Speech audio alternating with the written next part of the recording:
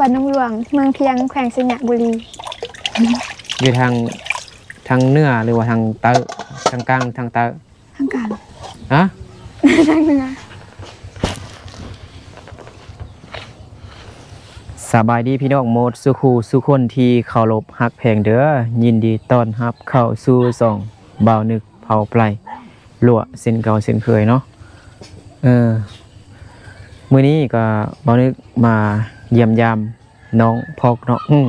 ลายมือแล้วที่บ่ได้ทายน้องพ่องทุกคนเนาะมาเยี่ยมยามน้องพ่องคือเก่าเนาะน้องพ่องกำลังสินึ่งข้าวเป่าไฟที่เมื่อกี้เนาะพี่น้องเนาะเห็นน้องเพิ่นไปลินอยู่เฮือนหมู่แล้วบ่นึกก็เอิ้นมาเฮือนก่อนก็บ่นึกก็เคยได้ถ่ายน้องหลายคลิปแล้วแต่ว่าบ่นึกได้ลงในช่องเก่าเนาะสำหรับคลิปนี้แม่นบ่นึกจะลงช่องใหม่เนาะช่องบ่นึกเผาไพรแล้วก็มีลั่วทางถ่ายเนาะบ่นึกเผาไพรลั่วทุกคนเพราะว่าบ่นึกเป็นชนเผ่าเขาเอิ้นว่าชนเผ่าไพรก็แม่นแล้วก็ลั่วก็แม่นคือกันเนาะบางคนก็เอิ้นไพรบางคนก็เอิ้นลั่วสองอย่างเขาเอิ้นพี่น้องเนาะโอเคเนาะมาเยี่ยมยามเบิ่งน้องพ่องเนาะมาเบิ่งน้องพ่องเป็นจังใดแล้วเนาะนี่พี่น้องเนาะหอเฮือนของน้องพ่องก็ยังคือเก่าเนาะนี่เบิ่งฝนตกนี่คือเฮือนครัวพี่น้องทางนี้แม่นเฮือนครัวเนาะถ้าฝนตกหนักนี่มันจะเปียกเลยพี่น้องเบิ่งอันหญ้านี่ก็พัวไว้หมดแล้วพี่น้องเนาะแล้วก็มันเน่าหมดแล้วพี่น้องเนาะโอ้ฝนตกนี่มันหัวแล้วพี่น้องตีต้นสงสารแพงพี่น้องเนาะพี่น้องเบิ่งไม่เห็นบ่อันนี้ทางเงินครัวเนาะยังคือเก่าตั้งแต่บ่นึกถ่ายมื้อนั้นเนาะได้ยินดอกว่าพ่อแม่แต่ก็อายเคยไปหับจ้างแต่ว่าไปนอนพี่น้องเนาะไปหับจ้างไปได้ยินน้องพ่องว่าไปเลี้ยงหมูไปเลี้ยงหมูหับจ้างเลี้ยงหมูให้เขานะก็ไปหาเงินหาค่ำอะไรพี่น้องเพื่อความอยู่รอดนี่คือบรรยากาศอยู่ในบริเวณเฮือนของน้องพองพี่น้องเนาะเฮือนของน้องพองเนาะก็มี FC เคยซื้อเขาซื้อน้ำซื้อของกินให้น้องแล้วเนาะในคลิปก่อนๆเนาะแต่บ่นึกได้ลงซองเก่าเนาะ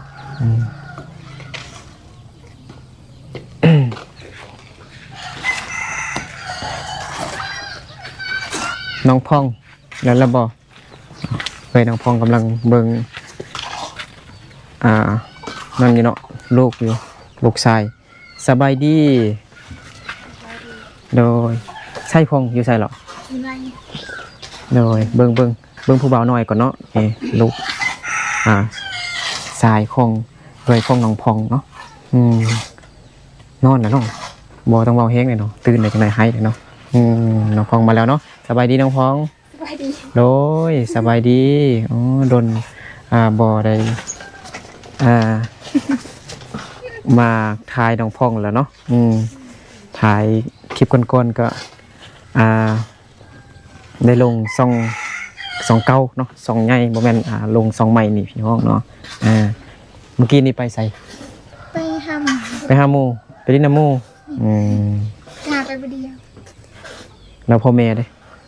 ไปหาเงินพ่อก็ไปหาเงินแล้วแม่ก็ไปหาเงินแล้วก็ไอ้เคยได้มั้ยบ่โอ้ลืมไม่ก่อนเนาะได้ยินเสียงน้องพองประเด็นน้องพองเบาค่อยๆก็ได้ยินหมดนะติดเป็นบ่มันมีนิบนะเอาบ่โอเคเอาลงดู ฮัลโหล ก่อน เอาเพลงเอาเพลงจากเพลงหนึงก่อนเอาพอง เฮ็ดยัง น้องนึงเข้าปลาไฟแจ้งกินหรอบ่ ยัง หรือว่ากำลังอ๋อโอเคเดี๋ยวพอดีมาเบิ่งน้องพองเฮ็ดเวียกเฮือนก่อนนึกว่าสิล้างถ้วยเนาะเมื่อกี้ไปลินยวนเงินหมู่พอดีบ่ดึกมากกับพอดีน้องมาพี่น้องเนาะโอเคไปมาเบิ่งวิธีชีวิตเนาะการเฮ็ดเวียกเฮือนของน้องพองเป็นจังไดเนาะเข้าไปในเฮือนเลย แม่น โดยบริขออนุญาตเข้าไปในเฮือนน้องพองเลยเนาะนี่ก็คือในเฮือนของน้องพองเด้อเนาะเขานำกินเด้ยังอยู่บ่ ยังหน่อยเดียว อันนี้บอกพอเขาเป็นบ่ แม่น อ๋อก็มี FC ช่วยน้องอยู่เนาะซื้อมันนั่นก็โอ้มันก้นมันคาดเด้นี่ยังประมาณหมดเดือน10 โลพี่น้องเนาะเรากำลังพอดีจะเห็ดกินเนาะต้องล้างถ้วยก่อนโดยน้องของเอ้ยกะคือเก่าพี่น้องเนาะเห็นบ่เงินครัวของน้องเนาะเป็นหญ้าเนาะเพราะว่าเงินน้องของนี่มุงด้วยหญ้าพี่น้องเนาะหญ้าคาเนาะเห็นบ่มันเก่าแห้งแล้วหญ้ามันก็เน่าเห็นบ่เวลาฝนตกเนี่ยเปียกหมดทางนี้พี่น้องเนาะในก่อนๆเนาะในมื้อก่อนที่บ่ได้มาถ่ายเราฝนตกพี่น้องเนาะแล้วเพิ่นควรนี่เปียกครึ่งนึงพี่น้องเนาะอยู่ในบ่อนนอนนี่ก็บ่นี่พี่น้องเนาะนี่ก็เปียกคือกันเห็นบ่เพิ่นเอาอันเป่าไปห้องเนาะนี่สิได้น้ำก่อน สิล้างถ้วยก่อนบ่ลองไปล้างถ้วยก่อนคือไปพูนซั่น ไปเอาใส่ใด เอาสไลด์หยองเนาะอันนี้มันลกไก่เดี๋ยวนี้บ่แม่นลกไก่เก่าพี่น้องเนาะลกไก่เก่าแต่ว่าตอนนี้เป็นลกเอาไว้อันยังยางแล้วก็ฟืนมายังเนาะรัว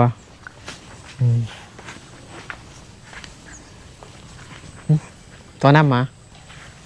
มันบ่ลุงพองตอนนี้อยู่เฮือนยังจักคนตอนนี้นะปัจจุบันนี่นะ4 คน 4 คนเนาะมีอันเอ้ย แม่น แล้วก็ลูกเอ้ยนั้นน้องพ่องแล้วก็ไปเด้ หลาน2 คน หลาน เอื้อยผู้หนึงหลาน2 คน หลาน2 คน แม่นแล้วก็เอื้อยผู้หนึงก็ค่อย 4 คนเนาะ แม่น โอ้พ่อแม่แล้วก็ไอ้เคยก็ไปเฮ็ดเวียกไปอันเลี้ยงหมูนบ่ได้ยินน้องพ่องเว้าอยู่ในคลิปที่ก่อนคลิปแล้วพี่น้องเนาะน้องพ่องคิดฮอดพ่อแม่บ่ คิดฮอด ฮะ คิดฮอด คิดฮอดไปเปิดน้ำก่อนน้องพงไปเปิดน้ำอยู่พูนเนาะน้องพงเป็นคนเว้าน้อยพี่น้องเนาะบ่ว่าหลาย ไปเปิดน้ำก่อนนี่พี่น้องเนาะเป็นตาดีต้นแห้งน่าสงสารที่สุดพ่อแม่ไปหาเงินก็ได้มาก็ซื้อเขาซื้อน้ำกินพี่น้องเพราะว่าปีนี้บ่ได้ปลุกเขาเฮ็ดนั่นบ่ไม่ได้ปลุกเขาบ่ บ่ อ๋อมีแต่ซื้อกินแม่นบ่แต่ว่าดินเฮานี่บ่มีแม่นบ่ บ่มีอยู่แต่ มีอยู่แต่บ่หลาย แม่น แม่นบ่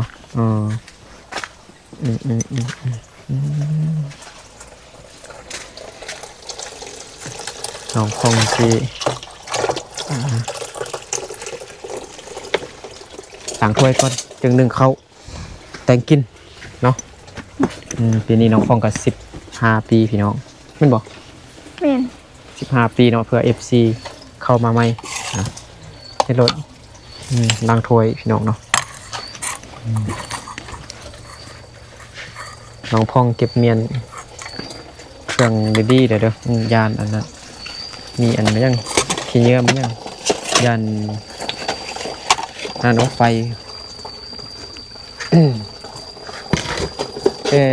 2-3 มื้อที่ผ่านมานี่ก็แดดมีแต่แดดกับแดดพี่น้องเนาะบ่มีคนแดดร้อนแฮงมื้อแลงนี่สิเฮ็ดหยังกินของ โอ้โหบ่ได้เบิ่งเมนู ฮะ ก็ บ่ บ่ได้ ฮู้แนวสิเฮ็ดกินเถอะ แม่น อ๋อเดี๋ยวจักหน่อยไอไปเบิ่งยังอยู่หานพุ่นก่อนเขาขายอีหยังเด้ของกินนะ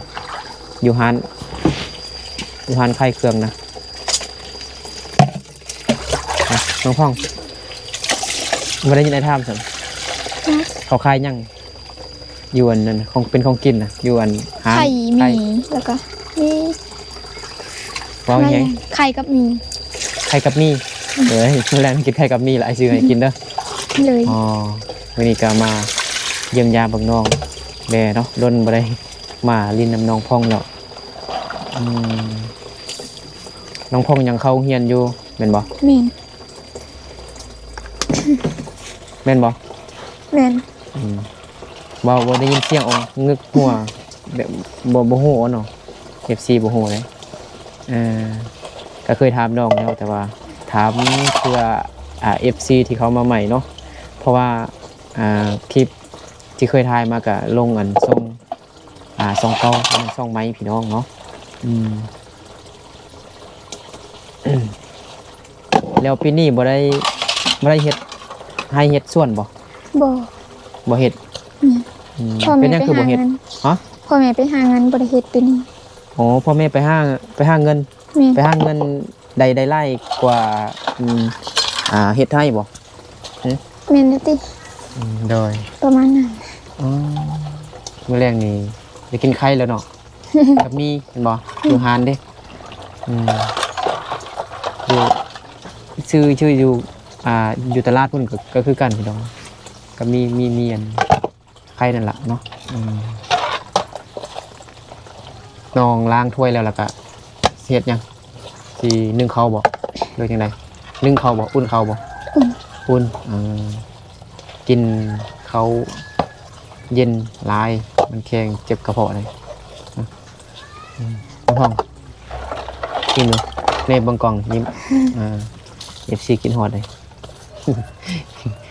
บางทีก็มี FC ที่ติดตามอยู่ในซองเก่าบางทีเขาก็ติดตามซองใหม่อาจจะฮู้เนาะบางคนที่เข้ามาใหม่จะบ่ฮู้เท่าตอนนี้คือบ่งอบ่เงาบ่อยู่4คน เงาเนี่ย เงาอยู่อ๋อจำเป็นพี่น้องเนาะพ่อแม่นั่นไปเฮ็ดเวียกไปรับจ้างมันเฮ็ดอีหยังน้องบอกอัน FC เลี้ยงหมู เลี้ยงหมูเนาะเลี้ยงหมูพี่น้องเนาะ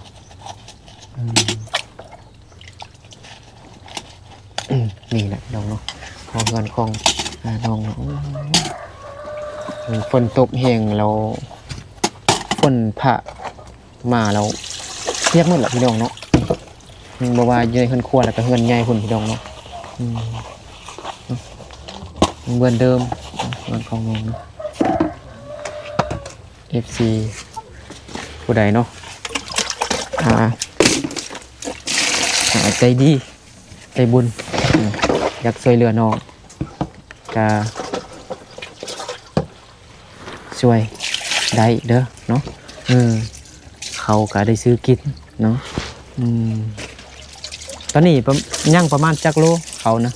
น้องพอง ประมาณ ฮอด10 โลบ่หรือบ่ฮอดหรือว่า ฮอด 6-7 โลฮอดอยู่ ประมาณ10 โล 10นี่เนาะยังอยู่10 โลเนาะแล้วมือนึงนี่เอามาเขาจักโล 2 โล 2 โล4 คน นี่ เนาะ ก็2 โลคือ อ๋อกินหมดอยู่บ่ มืด หมดอยู่ บ่มืด บ่ แต่ มืด ว่าได้อุ่นเด้ ได้อุ่นเนาะคันบ่ยางลายก็ได้มาตื่มหน่อยนึงเนาะน้องทองนึงบ่ได้ดังไฟก่อไฟเถื่อห้องล้างถ้วยล้างบวงล้างจานก่อนเมื่อแรงนี่ยังบ่ทันฮู้ว่าสิเฮ็ดหยังกินเถื่อแม่นบ่น้องพ่องคนเว้าค่อยเว้าน้อยเว้าหลายๆเด้อสิบ่ฮู้นำได้ตอนนี้ก็เป็นเวลา4 โมงหรือ5 โมงแล้วพี่น้องเนาะ5 โมงตอนเย็นเนาะ5 โมงเย็นอยู่ในลาวเนาะFC เขามาใหม่อาจจะบ่ทันฮู้เทื่อว่าบ้านน้องพองมันบ้านหยังหั่นนะ ซื้อบ้านดงร่วงเมืองเพียงแขวงสยามบุรีสปปลาวเรื่องพี่น้องเนาะให้น้องพองน้องเว้าขึ้นดูน้องพองอยู่ใดอยู่บ้านใด บ้านหนองหลวงเมืองเพียงแขวงสยามบุรี อยู่ทางเหนือหรือว่าทางใต้ทางกลางทางใต้ ทางกลาง ฮะ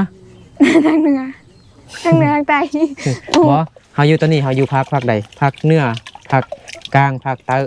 ภาคเหนือ ภาคเหนือถูกต้องเนาะได้10 เมื่อกี้ว่าอยู่ภาคกลางเอาแม่นนะโอ้ผิดหน่อยนึงยังบ่ได้มาเกา เกาจุดมันยังเกาจุดเกาอยู่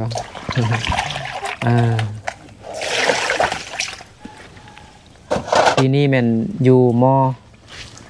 3 ปีหน้าม ขึ้น สาม สี่ ปีหน้ามสี่แต่ละเดือนเคยได้ที่หนึ่งอยู่บ่ เคย อยู่แหมเก่งแล้วเด้เนาะ เคย น้อง ได้ พองเฮ็ดหยังต่อ ไปเอามันบ่มีปืนล่ะเอาใหม่นั่นอ่ะ ฮะเอ้าฟื้นทางอันนี่ มั เด้ นบ่ได้ผ่า บ่ได้พาเทื่ออ๋อมันเป็นดนใหญ่เนาะแม่นบ่ แม่น อ๋อมันเป็นดนใหญ่พี่น้องเนาะอ๋อ ครัวกองเขาก็มาเอา บ่มีอันผู้ชายเด้อยู่นี่มีแต่ผู้หญิงพี่น้องเนาะแล้วก็ผู้ชายก็บ่แม่นผู้ใหญ่เด็กน้อยเนาะล้านอ๋อบ่มีคนอันพาลัวพี่น้องเนาะบ่มีคนพาลัวพาฟื้นหั่นนะมันเป็นดนใหญ่เนาะถ้ามีควานนี่น้องพาเองได้บ่ ได้บ่น้องพอง ดุนน่าจะได้แต่ว่าดุนใหญ่แบบว่าแห้งบ่พอนะ บ่มีแห้ง มาเอาลัวเอาพี่น้องเนาะอันนี้เขาเอิ้นว่าลัวบ่แม่นฟื้นเด้อครับมันฟื้นแล้วมันเป็นไม้จริงหั่นพี่น้องเนาะ สำหรับอยู่บ้านบ่นึกมันเอิ้นว่าอันนี้เป็นลัวเนาะมันเป็นอันไม้อันแห้งไม้อันไม้ไผ่อันแห้งไม้ฮกไม้บงเนาะบ่มีเสือใส่แล้วก็เอาไปดังไฟฮะ บ่มีเสือใส่มันแล้วก็เอาไปดังไฟ เบิ่งไอซิมาพาให้เบิ่ง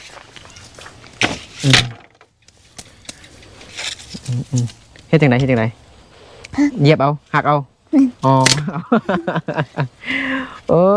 ยพองเอ้ยเนาะบ่มีพาบ่ มีอยู่ แต่มันอันนี้หักง่าย อ๋อหักง่ายคันเฮาพานี่เฮาคันเฮาตัดเอาพาตัดเอามันนั่นเนาะเหยียบเอาหักเอาง่ายกว่าคันเอาอันพาตัดเอามันเหนียวๆมันหยาบๆกันพาบ่เข้านี่แห้งหายแหละตอนนี้คืออยู่ยังอยู่เฮือนนี่4 คนน้องพ่องแล้วก็เอื้อยของน้องพ่องแล้วก็มีหลาน2 คนเนาะหลานผู้ชายทั้ง2 คนหลานน้อยผู้หนึงก็5 กเกิดพี่น้องเนาะได้เดือนหนึงกับ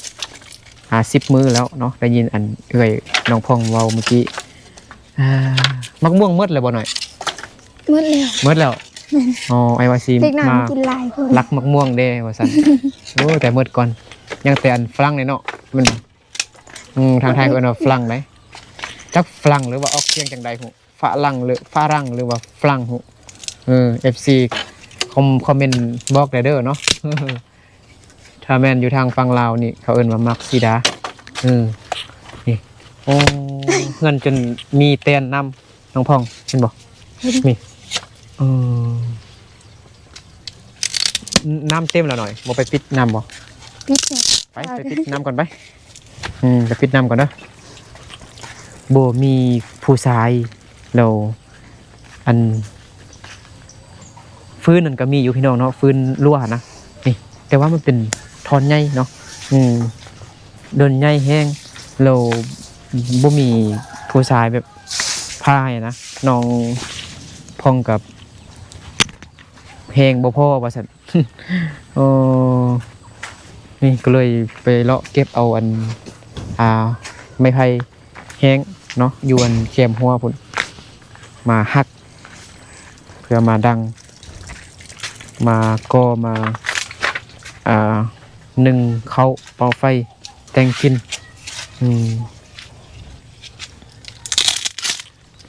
น้ำนี่ก็นำของเข้าเนาะ นำของเข้าพี่น้องเนาะนำพี่น้องนำของอันพี่น้องหั่นนะแบบเวลาเพิ่นเก็บอันค่าไฟค่าน้ำก็ได้ ช่วยกัน ช่วยกันเนาะหมด20,000สิก็พูดละ10,000กีบหั่นนะกัน2แสนสิก็พูดละแสน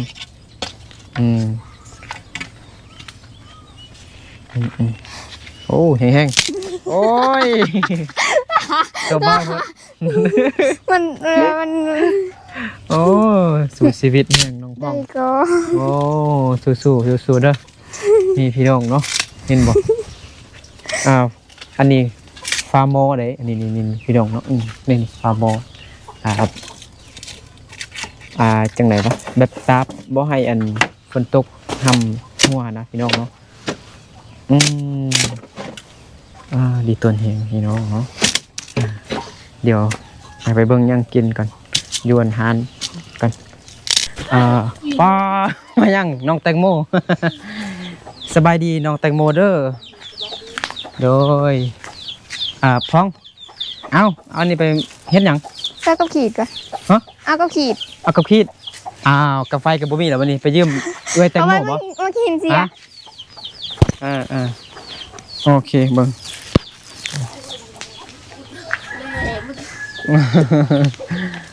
เดี๋ยวถ้าน้องไปเอาอันกับไฟก่อนพี่น้องเนาะไปยืมอันเอ้ยแตงโมเนาะเฮือน คนในมือ เอ้ยแตงโมอยู่ข้างๆนี่เนาะพี่น้องของน้องพองนั่นแหละ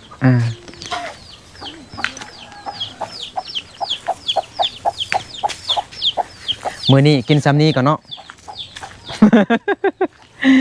แกงใส่กับอันไข่เอามีแกงใส่กับไข่ขอบใจ โดยเฮ็ดจังไดเอานะเฮ็ดจังไดเอา ขอบใจ โดยระวังไหนมันแตกได้ กลัว เนาะมื้อนี้เอาซ้ำนี้ก่อนเบิ่งมื้อหน้าจึงไปตลาดมาก่อนมื้อนี้บ่ทันพี่น้องเนาะบ่นึกก็ได้ไปถ่ายคลิปอยู่ทางไกลเนาะแล้วต้นแรกนี่แวะมาลิ้นนำน้องพองนะน้องพองไปเอากาแฟเนาะกาแฟกับบ่มีแล้วเนาะ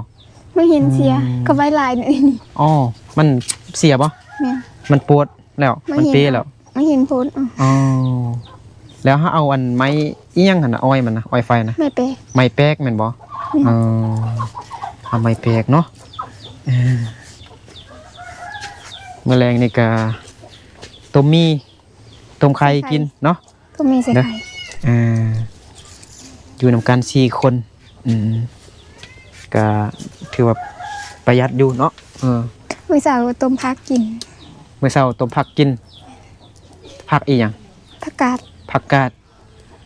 นาฬิกาเก็บผักบุ้งมากิน ไปเฮ็ดอะไรกินน่ะ ลวก ลวกเอาลวกแล้วก็จำเจียวกิน บางทีก็ลวกบางทีก็แกงต้ม คันบ่มีหยังกินเดี๋ยวเฮ็ดแนวใดกินข้าวละลาบ่ บ่ไปสอก ไปซอก ซอกจนได้บ่ยอมกินข้าวละลาบ่ ถ้าอยากแห้งก็บางทีก็กินข้าวใบเกลือ กินข้าวใบเกลือโอ้บางมื้อบ่มีหยังกินก็กินข้าวใบเกลือแม่นบ่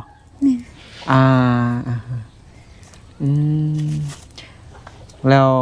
อันนี้มันสิดังไฟอันนึงเข้าก้อนแม่นบ่ แต่งกินก่อนก็ได้ แต่งกินก่อนก็ได้ ข้าวมันดุน คันสิแต่งกินนี่แต่งกินก่อนก็ได้ใช่นะน้องพองเนาะ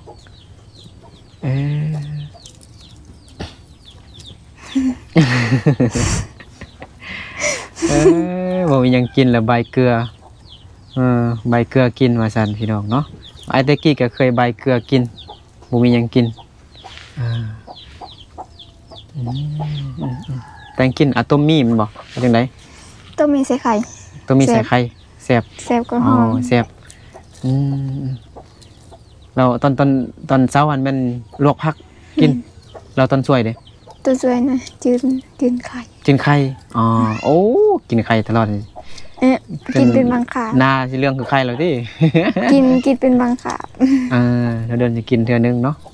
กินตลอดก็มันก็บ่แซ่บบ างมือก็ต้มผักบางมือก็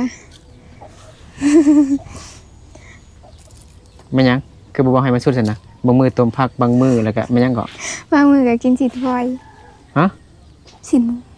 กินชิ้นหมูอ๋อเอ้า ถ้ามีเงินหมดใดก็ซื้อ นะโอ้เฮาไปหาเงินอยู่ทางใดซั่นไป น้องพอง อี น้ แม่ อง แม่ฟังให้ แม่น อ๋อแม่ฟังให้ เดือนหนึ่งก็ประมาณ4-5 แสน อ๋อพอแม่ไปหาเงินเนาะเดือนหนึงก็ฟังให้4-5 แสนไว้ซื้อเขาวสารซื้ออันน้ำซื้อของกิน แม่น เนาะเพราะว่าเฮาอันเฝ้าเฮือนเด้เฝ้าบ้านเอามาหมอเปิดหมอบ่มีอีหยังอยู่เนาะ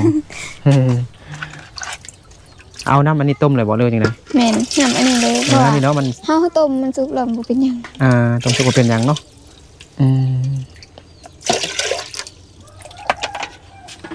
เอาต้มเดือดแล้วก็เอามีใส่เนาะน่าดีตนสงสารน้องพองแหงพี่น้องเนาะผู้ใหญ่ใจดีเนาะเห็นแล้วก็ถ้าใครอยากช่วยก็ทักหาเบาหนึ่งได้เด้อเนาะใครอยากช่วยซ้ำใดก็ช่วยเนาะเข้าจักโล2 โลก็ได้อยากช่วยด้วยตนเองก็มาช่วยเองก็ได้เนาะอยู่บ้านดงหลวงเมืองเพียงแขวงสยบุรีพี่น้องเนาะน้องพองคิดฮอดแม่ลายบ่ นอนหลาย คิดฮอดลายบ่คิดฮอดผู้บ่าวได้บ่ บ่ ฮะบ่มีผู้บ่าวให้คิดฮอด แม่น เห็นพี่น้องเนาะมื้อนี้ก็มาเยี่ยมยามเบิ่งน้องซื่อๆเบิ่งน้องกำลังเฮ็ดหยังหั่นนะเฮ็ดแนวใดอยู่จังใดเป็นจังใดหั่นนะน้องพองเนาะนั่นแหละพี่น้องเนาะน้องพองอยากเว้าหยังให้กับ FC ได้บ่ขอความช่วยเหลือนำพี่น้องแน่สิลองเว้าเบิ่งดู ก็ขอความช่วยเหลือกับอัน พี่น้องทางหลายเด้อ โดย แต่บ่มีอยู่ไม่กินเลย โดยนี่ยังหน่อยกินพริกบ่กินบ่เผ็ด เผ็ดเนาะเอาต่อดูมันยังก็เมื่อกี้ข้อความช่วยเหลือจากผู้ใหญ่ใจดีเนาะถ้าใครใจดีก็ช่วยน้องได้เด้อสิเด้อ ซื้ออันมีหรือว่าใครจัก2-3 หน่วยก็ได้เนาะแม่นบ่มื้อนี้ก็กินซำนี้ก่อนเด้ออ้ายก็ฟ้าวมาเด้บ่ทันอ้ายก็ไปถ่ายคลิปอยู่ทางไกลเด้โอเคพี่น้องเนาะเดี๋ยวอ้ายก็สิกลับก่อนเด้ออ้ายก็ยังเฮ็ดเวียกเฮือนอยู่นึงเข้าเป่าไฟคือกันนั่นล่ะโอเคเนาะเอาสำหรับคลิปนี้ก็บ่าวเหนือกับน้องพองขอลาพ่อแม่พี่น้องเบิดสุขสุคนไปก่อนเนาะก็ขอบใจFC